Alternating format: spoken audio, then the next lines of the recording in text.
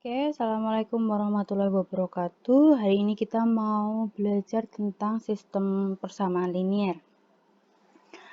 Nah, materi ini sebenarnya sudah kalian dapat di mata kuliah aljabar linier ya, tapi di metode numerik ini kita membutuhkannya untuk subbab berikutnya, sehingga kita sekilas mengingat tentang sistem persamaan linier.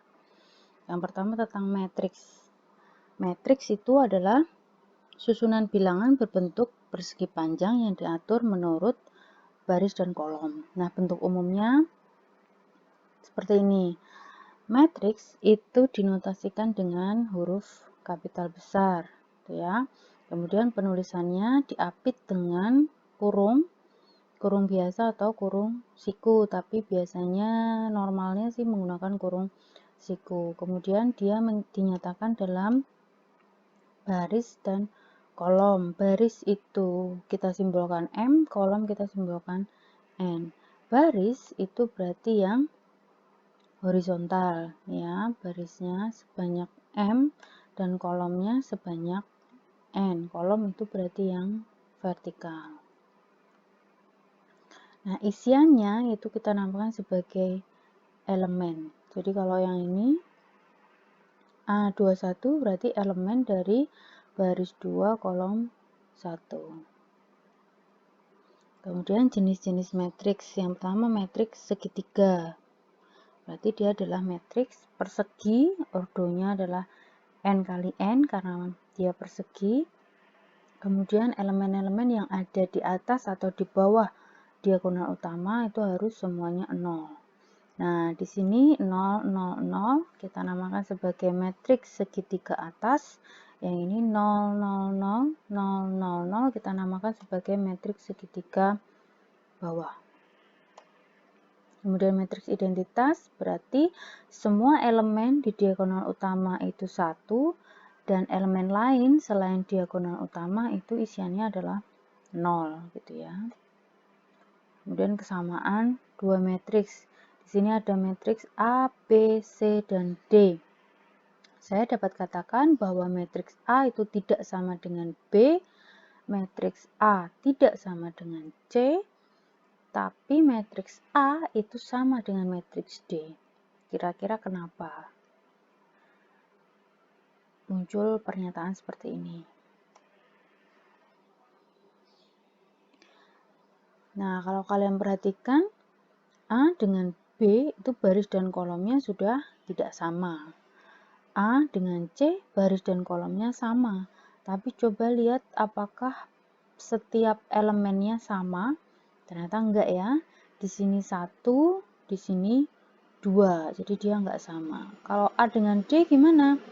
Baris dan kolomnya sama, tapi isiannya, elemennya, setiap elemennya juga sama. Sehingga syarat dua matriks itu tadi ada dua. Yang pertama baris dan kolomnya sama. Yang kedua adalah setiap elemennya juga harus sama. Operasi matriks penjumlahan dan pengurangan. Nah, di sini ada dua matriks ABCD dengan matriks EFGH mau kita jumlahkan dan kurangkan. Nah, berarti operasinya adalah kita mengoperasikan elemen yang letaknya sama. Ini baris 1 kolom 1 dengan baris 1 kolom 1. Baris 1 kolom 2 dengan baris 1 kolom 2. Jadi A ditambah E, B ditambah F, C ditambah G, D ditambah H. Pengurangan juga sama. Nah, kalau yang ini kenapa ini tidak bisa dioperasikan? Iya, karena ukurannya tidak sama, sehingga tidak bisa kita jumlahkan dan kurangkan. Kemudian perkalian matriks dengan skalar.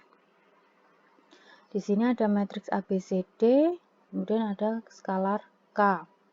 Kalau kita kalikan, berarti K ini kita kalikan pada setiap elemen, berarti menjadi KA, KB, KC, KD. Sekarang perkalian dua buah matriks. Ada matriks ABCD dikalikan matriks EFGH. Nah, di sini kalau kita mau mendapatkan ini kan berarti 2 kali 2 dikali 2 kali 2. berarti nanti hasilnya adalah 2 kali 2 juga. Nah, matriks baris 1, elemen baris 1, kolom 1 itu didapat dengan cara mengalihkan baris 1, kolom 1. Yang ini berarti baris 2, kolom 1.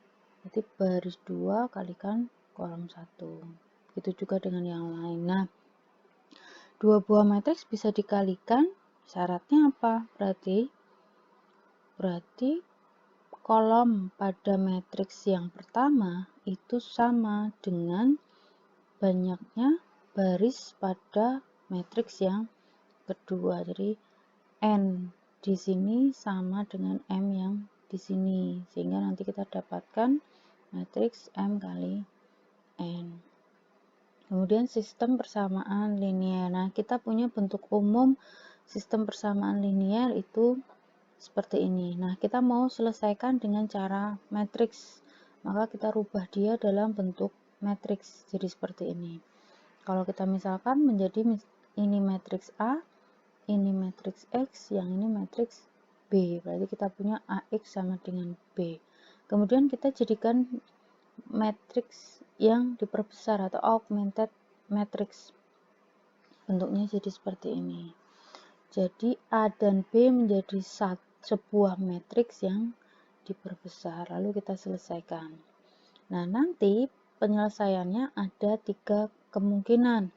Yang pertama adalah solusinya tunggal atau solusinya tak hingga, atau dia malah tidak punya solusi. Contoh solusinya tunggal, 4x plus 2y sama dengan 10, x plus 3y sama dengan 1. Kalau baris 1 kita kalikan 1 dan baris 2 kita kalikan 4, kita punya ini. Lalu kalau kita kurangi, kita punya berarti negatif 10y sama dengan 6, sehingga y-nya negatif 3/5. Lalu kita substitusikan ke persamaan yang kedua, kita dapatkan x sama dengan 14/5. Itu solusinya tunggal. Nah, X 14/5 dan Y min 3/5 itu adalah memenuhi kedua persamaan. Kalau ada X dan Y yang lain, itu mungkin hanya memenuhi salah satu, sehingga dikatakan solusi tunggal. Kalau tak hingga solusi, di sini ada 4x plus 2y sama dengan 10, 2x plus y sama dengan 5. Kita lihat bahwa persamaan yang pertama itu adalah 2 kali persamaan yang kedua, atau bisa kita katakan mereka ini sebenarnya segaris. Jadi nempel ya, 2 persamaan itu nempel di satu garis, berarti x dan y-nya ada banyak. Tidak mempunyai solusi, contohnya 4x plus 2y sama dengan 10, 2x plus y sama dengan 2. Kalau baris 1 kita kalikan 1 dan baris 2 kita kalikan 2, kita punya ini. Nah, kalau kita kurangi hasilnya apa? Ternyata 0 sama dengan 2. Nah, pernyataan ini salah kan? Sehingga dia tidak memiliki solusi. Kemudian penyelesaiannya dari augmented matrix tadi, kita bisa gunakan metode eliminasi Gauss dan eliminasi Gauss-Jordan. Yang pertama eliminasi Gauss dulu. Nah, setelah kita bentuk matriks augmented matrixnya, lalu kita selesaikan gitu ya. Yang pertama adalah jadikan 1 pada baris 1 kolom 1. Nah, kebetulan di situ sudah 1, jadi kita skip. Lalu jadikan 0 baris 2 dan baris ketiga kolom 1. Berarti baris 2 dikurangi 2 kali baris 1, baris 3 dikurangi 3 kali baris 1. Kita punya ini. Lalu jadikan 0 baris 2 kolom 2. Jadikan 1, maaf. Jadikan 1 berarti kita kalikan negatif 1 R2. Berarti kita punya ini. Nah, selanjutnya jadikan 0 gitu ya. Yang baris 2 kolom baris 3 kolom 2. Berarti kita operasikan dengan R2 ya. R3 ditambah R2. Kita punya ini. Nah, selanjutnya tinggal ini kita jadikan 1. Maka kita punya seperti ini. Nah, Gauss-Jordan hanya berhenti pada segitiga atas, lalu sisanya dilanjutkan dengan metode substitusi. Kita punya X plus 2Y plus 2Z sama dengan 9, Y plus 7Z sama dengan 17, dan Z sama dengan 10/4. Seperti ini, lalu kita lanjutkan pakai substitusi. Z kita substitusikan ke persamaan yang kedua, berarti kita punya Y plus 7 kali 10/4 sama dengan 17. Lalu kita cari Y-nya, kita dapatkan Y-nya min setengah. Nah, Z 10/4 dan Y negatif setengah kita substitusikan ke persamaan yang pertama, sehingga kita punya X-nya 5.